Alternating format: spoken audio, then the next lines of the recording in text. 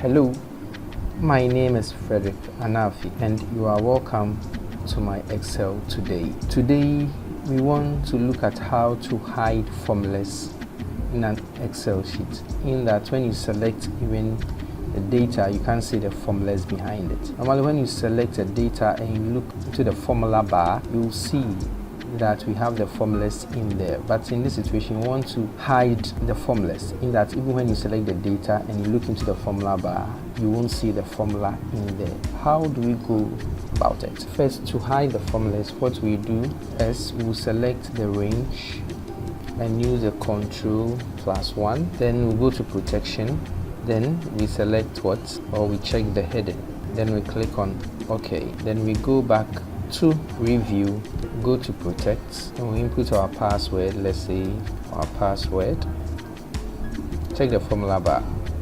Automatically you see that the range selected, you can't see the formula in there, and you can't even edit. The data is protected, in that you can't edit or do anything to the data. And in this case also, the formulas are hidden, that you won't know the formula behind the data.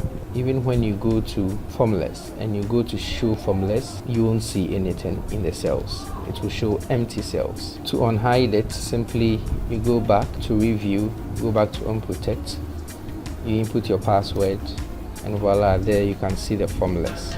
And even when you go to formulas again and you go to show formulas, you'll see the formulas behind each result. So these are the formulas behind each result. C2 times I4.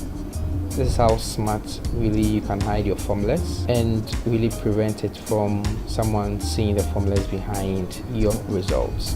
Thank you very much for following us, and continue to follow us on the Teach Consult Diaries. Have a wonderful day. Bye bye.